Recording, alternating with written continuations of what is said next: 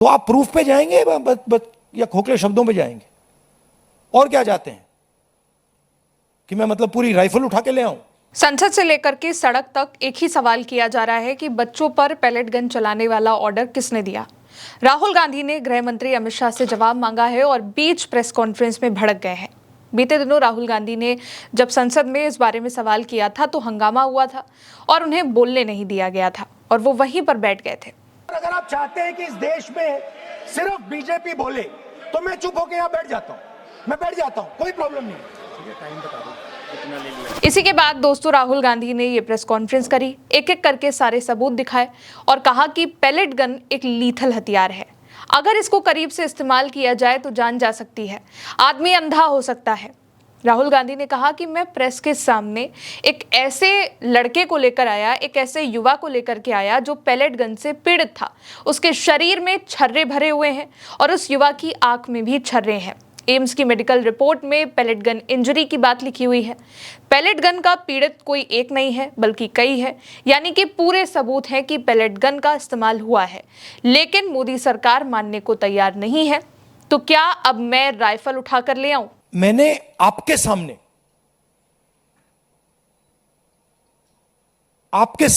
Press के सामने मैंने एक पैलेट गन का विक्टिम से आपसे बात करवाई। आपने देखा, अपनी आंखों से आपने देखा होगा, उसके शरीर में छर्रे थे, उसकी आंख में छर्रे थे। ऑल इंडिया मेडिकल इंस्टीट्यूट की जो रिपोर्ट थी उसमें लिखा है patient has been shot by pellet guns. तो ये किसने चलाई? और ये एक व्यक्ति नहीं, अनेक लोग हैं जिनको पैलेट गन से मारा गया है। तो मैंने तो आपको सबूत दिया है और वो कह रहे हैं कि मैं झूठ बोल रहा हूं। मैं तो आपके सामने व्यक्ति को लाया हूं, मैंने अपनी आंखों से छर्रे देखे हैं, पूरी बॉडी में छर्रे भरे हुए हैं। डॉक्टर से मैंने बात की, डॉक्टर कह रहा है कि भैया छर्रे हैं, हम निकाल नहीं पा रहे हैं, आंख फूटी हुई है। और रिजिजू कह रहे हैं मैं झूठ बोल रहा हूं, सरकार कह रही है हमने पैलेट गन यूज ही नहीं किया। तो आप प्रूफ पे जाएंगे या खोखले शब्दों पे जाएंगे? और क्या चाहते हैं कि मैं मतलब पूरी राइफल उठा के ले आऊं? बीच प्रेस कॉन्फ्रेंस में जब राहुल गांधी ये सारे सबूत दिखाते हैं तो अचानक भड़क जाते हैं।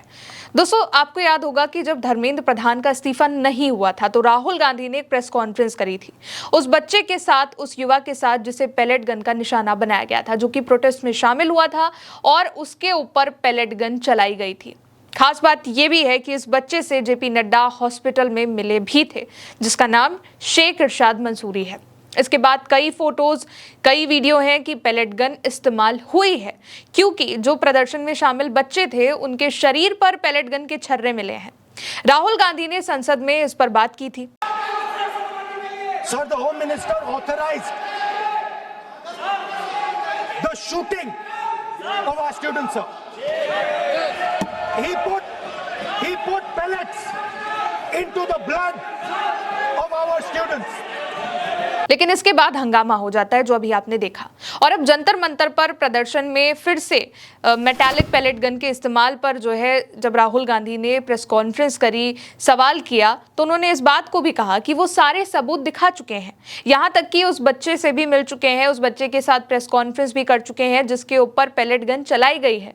तो उन्होंने कहा कि अब क्या वो सीधे पैलेट गन लेकर के आए, सीधे राइफल उठा ले, तब सरकार को यकीन होगा। दोस्तों इसके अलावा एक और बड़ी खबर यह भी है कि पैलेट गन के इस्तेमाल पर अब सुप्रीम कोर्ट ने भी सरकार से जवाब मांग लिया है।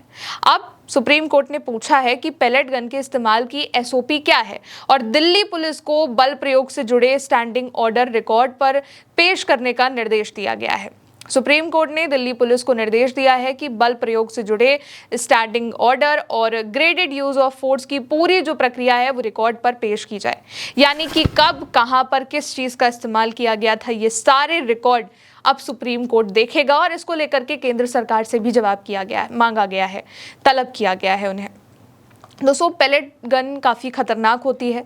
जिस इरशाद मंसूरी पर इस पैलेट गन का इस्तेमाल किया गया, उसके शरीर में छर्रों के निशान हैं जो कि साफ दिखाई दे रहे हैं। राहुल गांधी ने जब उनसे मुलाकात करी थी तो राहुल गांधी ने इरशाद की टी शर्ट उतार कर भी दिखाया था कि देखिए कितना इनको चोट आई हुई है, ताकि सब तक वो चीज़ें पहुंच सके। राहुल गांधी ने एक एक सबूत भी दिखाए और कई जगहों पर शॉक बैटन और इन सब चीज़ों का इस्तेमाल करने की बात कही गई है। आरएएफ की ओर से अगर देखा जाए तो अब तक इसको लेकर के कोई बात ही नहीं कही गई है कि क्या उन्होंने पैलेट गन चलाई थी या कोई सफाई दी हो। संसद में भी राहुल गांधी ने इसको लेकर के सवाल किया कि आखिर पैलेट गन चलाने का ऑर्डर किसने दिया। केंद्र की जो दिल्ली में जो है, क्योंकि अब सरकार आपकी है और सरकार अगर आपकी है तो आपके पास आपको तो पता होगा ना कि कहां पर क्या हो रहा है। तो इसीलिए राहुल गांधी ने जवाब मांगा है कि या तो अमित शाह ने इसको लेकर के ऑर्डर दिया, और अगर ऑर्डर उन्होंने नहीं दिया है तो क्या उन्हें इस बारे में पता भी नहीं था। ये सवाल भी राहुल गांधी कर रहे हैं। जब संसद में उन्होंने इस बात को उठाया तो काफ़ी हंगामा हो जाता है। संसदीय कार्य मंत्री किरेन रिजिजू राहुल गांधी से माफ़ी मांगने को भी कहते हैं, लेकिन राहुल गांधी का कहना है कि वो सारे सबूत दिखा चुके हैं कि पैलेट गन का इस्तेमाल हुआ है। तो आखिर सरकार ये मानने को क्यों तैयार नहीं है कि इसका इस्तेमाल हुआ है। और इसीलिए जब वो प्रेस कॉन्फ्रेंस कर रहे थे तो भड़क जाते हैं कि अब क्या मैं राइफल लेकर आ जाऊँ। फिलहाल अभी के लिए इस खबर में इतना ही। आप देखते रहिए उल्टा चश्मा यूसी। नमस्ते।